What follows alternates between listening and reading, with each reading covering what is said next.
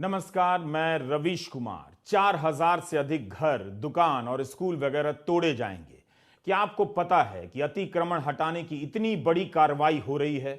दिल्ली से 280 किलोमीटर दूर हल्द्वानी में हजारों घर तोड़े जाने हैं।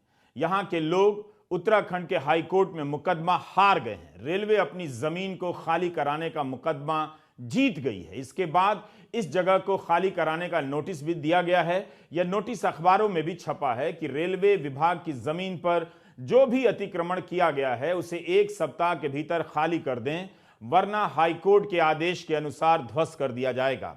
इस इलाके में अल्पसंख्यक समुदाय के लोग रहते हैं, मगर केवल वही नहीं रहते, बहुसंख्यक समुदाय के लोग भी रहते हैं। उनकी संख्या तुलनात्मक रूप से काफी कम है। अतिक्रमण के नाम पर वर्षों से रहते आए इन लोगों के घर अब टूट जाएंगे। यह बस्ती अवैध घोषित की जा चुकी है। वर्षों से रेलवे की जमीन के किनारे लोग बसते रहे हैं। इन्हें केवल अतिक्रमण के नजरिए से देखा जा रहा है, एक कानूनी समस्या के रूप में, जिसका समाधान केवल अदालती आदेश ही लगता है। इसलिए अब इनके घरों को तोड़ा जाना रुक नहीं सकता और लोगों को गलत नहीं लगेगा। लेकिन जिनके घर तोड़े जाएंगे, जो बेघर हो जाएंगे, उनका क्या होगा? जब हमने स्थानीय अखबारों में छपी खबरों को पढ़ना शुरू किया तो इसका कोई जिक्र नहीं। इतने हजार लोग हटाए जा रहे हैं, उनके घर तोड़े जाएंगे, लेकिन उन्हें कहां बसाया जाएगा इसका कोई जिक्र नहीं। यहां के लोग चाहते हैं कि उनकी आवाज सुनी जाए, इसलिए कभी कैंडल मार्च कर रहे हैं तो कभी धरना प्रदर्शन। हल्द्वानी के इस इलाके में हाहाकार मचा हुआ है। अमीरों की बस्ती में भी अतिक्रमण है, मगर उनके इलाके में अतिक्रमण हटाने की ऐसी जल्दी बहुत कम दिखाई सुनाई देती है। गरीबों के घर अतिक्रमण और अवैध करार दे दिए जाते हैं। ऐसी बस्तियों को देखने का नजरिया हमारा इसी तरह बना दिया गया है। किसकी बस्ती टूटेगी इसे राजनीति भी तय करती है, और किसकी नहीं टूटेगी यह भी राजनीति तय करती है।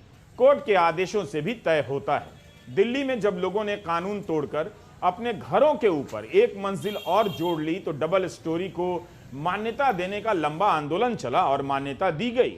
मगर राजनीतिक रूप से कमजोर और आर्थिक रूप से दुर्बल लोगों की बस्तियां कानून की चपेट में आसानी से आ जाती हैं। मध्य प्रदेश के खरगोन में हिंसा की एक घटना के बाद तुरंत अवैध बताकर बुलडोजर चला दिया गया। इस होड़ में उनका भी मकान गिरा दिया गया जिन्होंने प्रधानमंत्री आवास योजना के तहत घर बनाया था।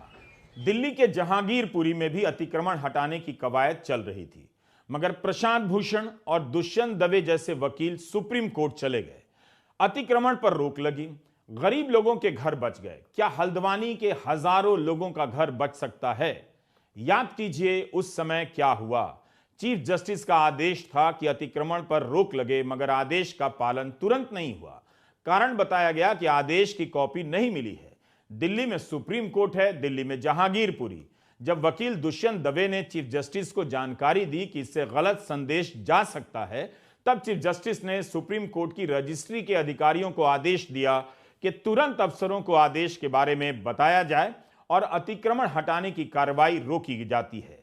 2010 में सुदामा सिंह केस में दिल्ली हाईकोर्ट ने फैसला दिया कि किसी बस्ती को उजाड़ने के क्या नियम होंगे और उन्हें फिर से बसाना भी होगा। तब फिर यही हल्द्वानी में क्यों नहीं हो सकता है? इसके बिना वहां घर कैसे तोड़े जा सकते हैं? हल्द्वानी के हजारों घर तोड़े जाएंगे। इस सर्दी में जरूर इन्हें नोटिस दिया गया है, मगर 1 सप्ताह का नोटिस क्या काफी है?